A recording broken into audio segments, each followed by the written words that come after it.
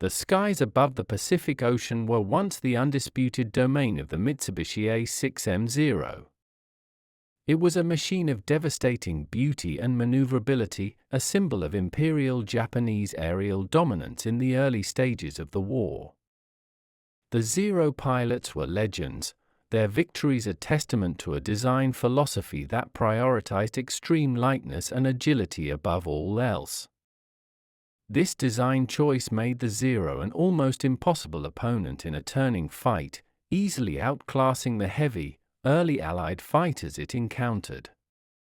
Its pilots enjoyed a psychological edge, knowing that their nimble aircraft could dance around anything the enemy threw at them, a confidence that bordered on arrogance. However, the war was a technological race, and the static advantage of the Zero could not last against the immense industrial might of the United States. The technological leap was about to land with crushing force, and it would arrive on massive, inverted gull wings. The pilots of the Imperial Japanese Navy Air Service had become accustomed to their superior performance, leading to a dangerous complacency about the nature of the evolving air war. They believed their skill and the inherent qualities of the Zero would continue to carry the day, dismissing early reports of faster, more robust American designs. This hubris was precisely what the Vought F4U Corsair was engineered to punish, embodying a completely different, and ultimately more successful, design doctrine. The Corsair was a beast of an aircraft, built around the most powerful radial engine available, sacrificing the Zero's featherweight agility for sheer, overwhelming brute force. This new fighter was not merely an incremental improvement, it represented a paradigm shift in combat capability that would instantly nullify the Zero's primary strengths. When the F4U finally entered widespread combat, it was a brutal, shocking awakening for the Japanese pilots who had previously felt untouchable in their graceful Zeros. The air war over the Solomons and other key island chains would rapidly and decisively change, signaling the undeniable end of the Zero's golden era. The tales that would emerge from these initial encounters spoke not of a fair fight, but of a terrifying, one-sided slaughter against an aerial leviathan. The once proud Japanese aviators, who rarely had to fear an enemy fighter, were suddenly confronted with a machine that defied their expectations and their established doctrine of air combat. Their initial reports were filled with a mixture of disbelief, professional respect, and a chilling recognition of their new, devastating disadvantage.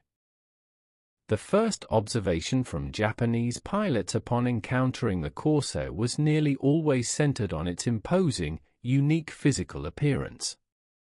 The Corsair's silhouette, dominated by its massive size and the distinctive inverted gull wing, immediately communicated a sense of power the Zero simply lacked.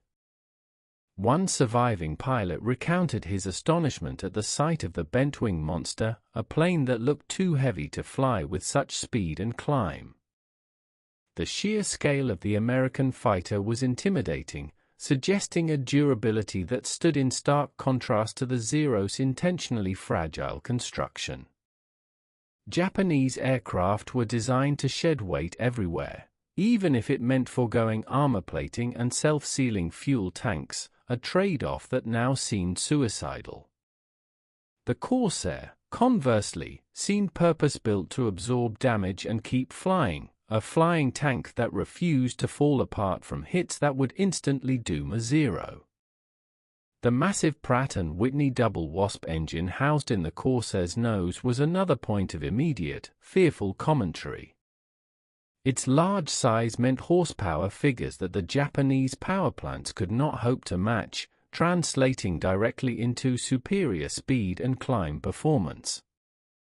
It was a fighter built around the biggest possible engine, one captured Japanese aviator noted, a philosophy we could not understand until it was too late.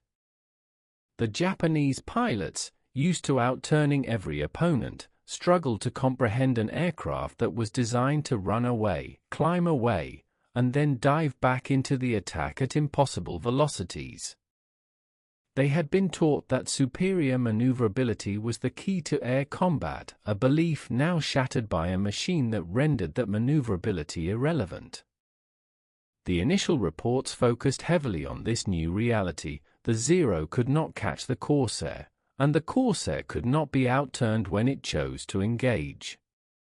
This contradiction of combat doctrine led to a terrifying and immediate realization that the rules of the dogfight had fundamentally changed forever. The pilots understood that facing this new Allied machine required not a tweak to their current strategy, but a complete, radical overhaul of their flying and fighting methodology. They were facing an enemy not just of skill, but of unstoppable technological momentum, embodied in that brutal, beautiful, and utterly deadly wing shape. The single most critical and most frequently cited aspect of the Corsair by Japanese pilots was its phenomenal speed and dive capability. Japanese combat reports consistently expressed astonishment and frustration over the F4U's ability to simply disengage from combat at will. The Zero's top speed and relatively low diving limitations meant that once a Corsair decided to break off, there was absolutely no possibility of pursuit. One squadron leader bitterly described the Corsair as a phantom that vanishes as soon as you turn to meet it, illustrating the maddening nature of the new hit-and-run tactics. The American strategy was simple and effective: leverage the Corsair's superior horsepower to gain altitude, dive on the slower Japanese formation, fire a devastating burst, and then zoom back into the safety of the upper sky. The Japanese pilots' ingrained instinct was to attempt a close-quarters turning fight, a tactic that the Corsair pilots shrewdly avoided, understanding their own plane's limitations. They would not fight honorably, one pilot complained, referring to the American refusal to enter the low-speed turning contests that had defined earlier battles. This perceived dishonorable fighting was, in reality, a masterful tactical exploitation of a technological advantage, a lesson the Japanese were forced to learn in blood. The difference in terminal velocity during a dive was particularly shocking, as the Corsair could gain speed without the risk of the airframe violently warping or tearing itself apart, as Zeros often did. The structural integrity of the heavy Corsair allowed it to plunge from altitude with impunity, only to reappear moments later for another blistering attack pass. This capacity for a rapid, repeated attack cycle left the Zero pilots perpetually on the defensive, unable to predict the next strike or maintain any offensive momentum of their own. The speed difference transformed the air war from a graceful fencing match into a brutal game of hide-and-seek, one where the hunters possessed all the tools to escape the prey. The recognition of this inescapable speed disparity was the moment the confidence of the Zero pilots truly began to crumble under the new pressure. The official communications and initial intelligence summaries from the Japanese forces were initially marked by confusion and a deep underestimation of the F4U's true capabilities. Early reports often mixed sightings of the Corsair with other American fighters, incorrectly attributing some of its performance to different types, or dismissing its effectiveness as pilot inexperience. However, as encounters became more frequent and the losses mounted, a consensus began to form within the pilot ranks about the specific, terrifying characteristics of the new fighter. These new reports were urgent, detailing a dramatic shift in the combat environment that necessitated immediate doctrinal changes to ensure pilot survival. The most consistent piece of information was the warning: do not attempt to turn with the bent wing at high speed, its acceleration is lethal. Pilots stressed that the Zero's only hope was to lure the Corsair into a low-speed, extended turning battle, a maneuver the American pilots were increasingly unwilling to fall for. The resilience of the Corsair was another shocking point. with pilots reporting multiple strikes that would have disintegrated a Zero, yet the F4U continued its fight. "We hit it with 20mm cannon, and it simply kept flying," one pilot's report read, a testament to the heavy armor and rugged construction that frustrated their efforts. The firepower of the American machine was also highlighted, often described as a wall of metals that tore through their light airframes with terrifying ease. The 6.50 caliber machine guns delivered a volume and destructive energy that vastly surpassed the Zero's mixed armament of rifles and small cannons. These combat summaries served as a grim educational document, forcing the High Command to acknowledge that their premier fighter was now technologically outclassed. The mood in the operational bases changed from confident anticipation to one of cautious anxiety, as the new reports painted a picture of an unequal and increasingly perilous fight. The candid and fear-laden nature of the pilots' debriefings eventually forced a necessary, though painful, strategic reassessment across the Imperial Japanese Navy. The psychological impact of the Corsair's sheer speed was perhaps as damaging as its physical capabilities. To the Japanese pilots, who were masters of the slow, graceful dogfight, the F4U represented an entirely new and alien form of aerial warfare. The Zero pilot relied on the ability to dictate the engagement, knowing that once a close fight began, their plane's unmatched turning circle would secure the kill. The Corsair, however, refused to play by these rules, utilizing its speed as a weapon itself, transforming the engagement zone into a fluid, unpredictable battleground. The speed differential made the Zero's pilot feel agonizingly slow, a sensation akin to being tied down while the enemy could dance circles around them. This sudden lack of control, the inability to close with or escape from the adversary, led to a profound and immediate sense of vulnerability. A captured journal entry from a pilot spoke of the ghostly qualities of the new American fighter, which appeared and vanished in a single breath. This hit-and-run strategy was particularly demoralizing because it rendered the Japanese pilot's superior experience in close combat practically useless. The high-speed passes from the Corsair were often too quick to track, allowing the American pilots to unleash their heavy firepower before the Zero pilot could even properly maneuver to defend. The tactical advantage of energy fighting, which the Corsair pilots exploited brilliantly, was a concept the Japanese had not adequately prioritized in their training or doctrine. Japanese training emphasized marksmanship and sustained turning, habits that the F4U speed brutally punished by placing the Zero at a constant disadvantage. The shock was a double-edged sword, the realization that their plane was obsolete combined with the psychological toll of fighting a superior opponent that simply would not stand still.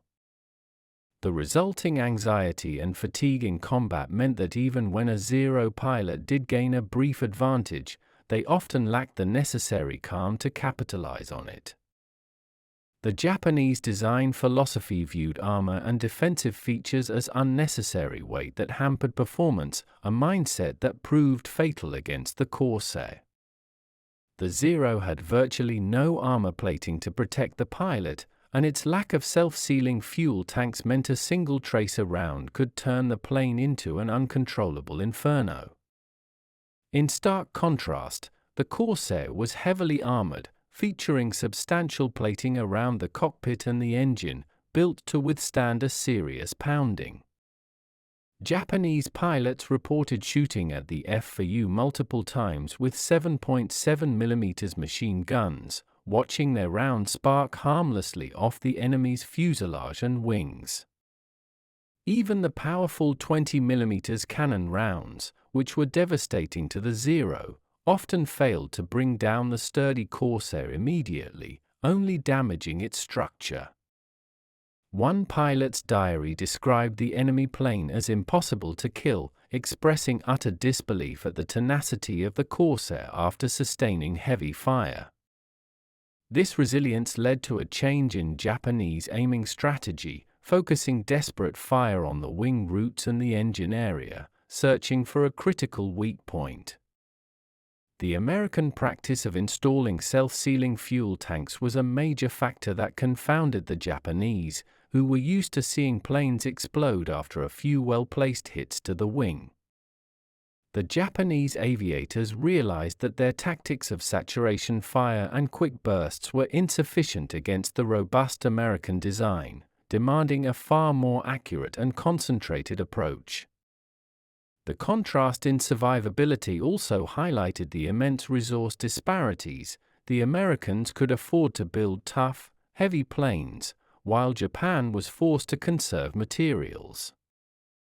This reality created a deep-seated sense of discouragement, as a successful attack on a Corsair required far more effort and luck than a Corsair needed to destroy a Zero. The Corsair was designed for war of attrition, and its armor was the perfect counter to the glass cannon that was the Mitsubishi Zero. The core of the Japanese pilots' fighting creed was the turning radius. They believed no Allied plane could match the Zero in a sustained horizontal maneuver. Initial reports on the Corsair often dismissed it as a clumsy, heavy fighter that could be easily outmaneuvered once engaged in a slow-speed turning contest. However, the American pilots were quickly learning to respect the Zero's agility and developed sophisticated tactics to avoid a turning fight altogether. The superior speed and phenomenal climb rate of the Corsair provided the perfect counter to the Zero's maneuverability, the ability to fight on the vertical plane. Japanese pilots found themselves constantly forced to look up, realizing that the heavier fighter could climb vertically with terrifying speed, leaving the Zero behind. They would enter a turning dive only to find the Corsair could recover and accelerate faster, immediately regaining the energy advantage they had briefly hoped to steal. The few times the Zero did manage to get on the Corsair's tail, the American pilot speed advantage often allowed them to execute a high-speed dive or a steep climb to escape. "The beast simply refuses to stay in the ring," one frustrated pilot wrote, using a metaphor that captured the essence of their tactical conundrum. The realization dawned that the maneuverability advantage was only useful if the opponent consented to fight at the Zero's terms, a consent the Corsair pilots denied absolutely.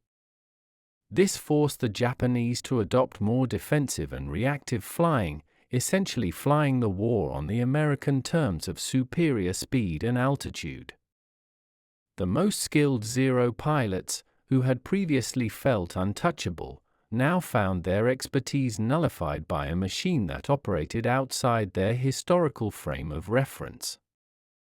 The loss of their primary tactical advantage was a major turning point, signifying the shift from the hunter to the hunted in the vast skies of the Pacific.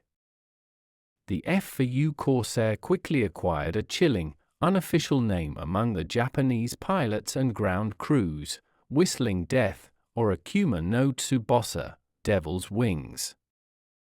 This ominous nickname was a direct result of the unique, high-pitched, and unsettling sound the Corsair made in a high-speed dive. The sound was generated by the air rushing over the plane's distinctive wing-mounted oil coolers and air scoops, creating an audible, terrifying siren effect. For Japanese ground troops and the pilots waiting to engage, the whistle served as an immediate, psychological warning of a fast, lethal attack that was already upon them. It was the sound of superior speed and impending doom, often heard just moments before the tracers began to fly and the machine guns opened their devastating chorus. One radio intercept recorded a Japanese pilot frantically warning his comrades, "The whistle is coming. Brake left." Brake, only to be cut off moments later. The name Whistling Death perfectly encapsulated the combination of speed, power, and the suddenness of the Corsair's attacks, which gave the Zero pilots no time to react. The nickname also reflected the fact that the sound was often the last thing a pilot heard before their lightly-built fighter was shredded by the F4U's heavy guns. The Japanese psychological warfare specialists attempted to downplay the significance of the sound, but the pilots on the front lines knew the truth of the new terror. The sheer dread of hearing that whistle echoing through the air was a powerful, unseen weapon wielded by the American pilots, adding to the mounting fatigue of combat. The name transcended the physical characteristics of the plane and became a legend, a testament to the fear the Corsair inspired in its opponents. It was a grim recognition that the new American fighter was not just a difficult enemy, but a literal messenger of death delivered at impossible velocities. The devastating losses suffered in initial encounters with the F4U Corsair forced the Imperial Japanese Navy to issue urgent, new tactical manuals to its surviving pilots. The old doctrine of seeking a close, turning dogfight was completely abandoned and replaced with a desperate emphasis on collective defensive flying. The new rules of engagement were simple: never dive to pursue, maintain high altitude whenever possible, and engage only with overwhelming numerical superiority. Pilots were strictly instructed to never attempt to chase a diving Corsair, recognizing that such a move would lead to the immediate and catastrophic disintegration of the Zero. The preferred strategy evolved into a desperate attempt to lure the Corsair into a momentary stall or a slow-speed pass where the Zero could exploit its single advantage. This meant constantly flying defensively, using cloud cover for protection, and avoiding the high-altitude fighting where the Corsair excelled. The Japanese also began to fly in tighter, more mutually supportive formations, hoping that concentrated fire could overwhelm the American plane's armor and structural integrity. However, the shift in tactics brought a profound psychological toll, as the pilots were trained for aggressive, offensive combat, not perpetual defense. The despair set in when they realized that even their new, cautious maneuvers often failed, as the Corsair pilots were equally adept at adapting to their changes. The reports reflected a growing sense of hopelessness, a chilling understanding that the war in the air was now a losing effort against an insurmountable technological gap. One pilot's last letter home spoke of the unbearable pressure of fighting a foe you cannot outrun and cannot destroy, a sentiment shared widely across the squadrons. The Corsair had not merely defeated the Zero, it had broken the spirit of the Japanese Air Force by invalidating their doctrine and forcing them into a defensive spiral. Japanese pilot commentary frequently and fearfully described the sheer destructive power of the Corsair's armament, specifically its battery of 6 Browning M2.50 caliber machine guns. The Zero typically carried 2 7.7mm machine guns and 2 20mm cannons, a mixed armament that lacked the concentrated, high-volume punch of the American fighter. The .50 caliber round was a massive upgrade in kinetic energy and impact compared to the smaller Japanese machine guns, capable of inflicting catastrophic damage with even a short burst.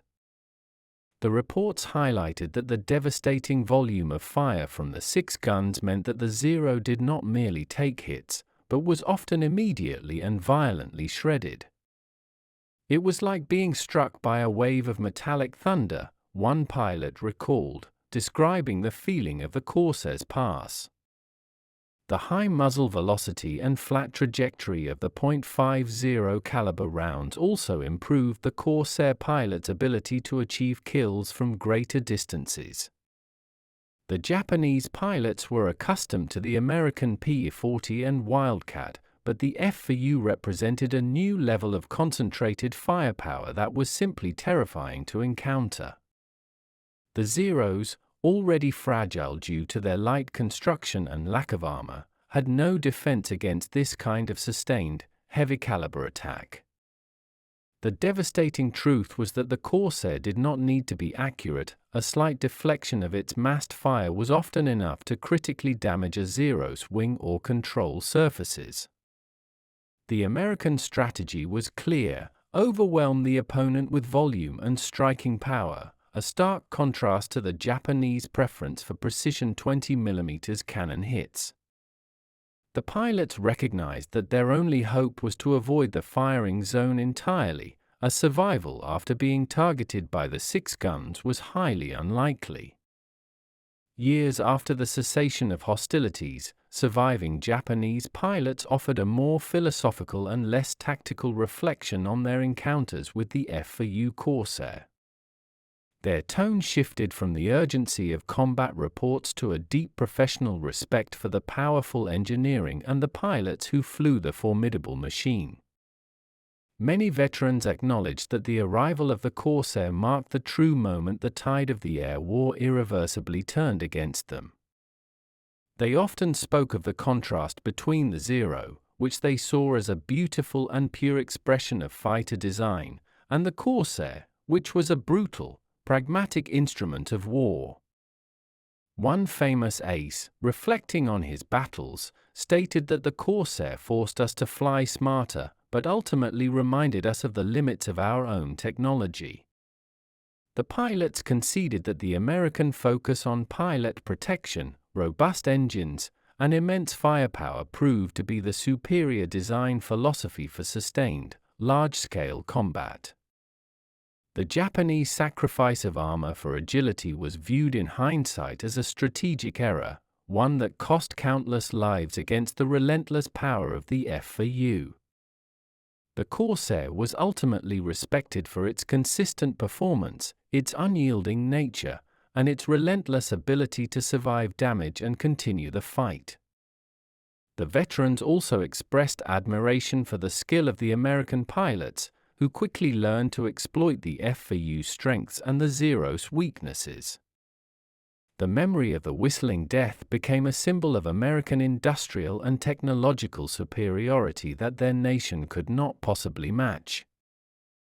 The F4U Corsair's legacy is inseparable from the immediate, fearful impression it made on its primary adversaries, the Japanese pilots. Their initial reports and reflections ultimately served as the most candid and undeniable proof of the fighter's tactical and technological excellence. The Corsair stands as a monumental example of how a fighter can completely redefine the rules of engagement and render an opposing design obsolete almost overnight. The plane was a masterwork of engineering that successfully combined the largest engine available with a durable airframe and heavy armament. Its speed and climb rate were not just advantages, they were war-winning capabilities that ensured American aerial dominance in the later stages of the Pacific conflict. The stories of the Japanese pilots, their fear of the whistle, and their desperate change in tactics are the highest form of praise the Corsair could receive. Their frustration with its resilience and its ability to escape a dogfight underscored the brilliant tactical execution of the Allied pilots. The bent-wing design, initially a requirement for propeller clearance, became a visually iconic feature, forever linked to the terror it inspired in the enemy. The Corsair continued its service long after the Second World War, a testament to its robust and adaptable design, proving its value in Korea and beyond. The historical consensus remains: the Corsair was a game-changer, and the Japanese pilots were the first, most unfortunate witnesses to its lethal power. The contrast between the light, maneuverable Zero and the heavy, fast, and resilient Corsair perfectly encapsulates the technological shift that dictated the final outcome of the war in the Pacific skies.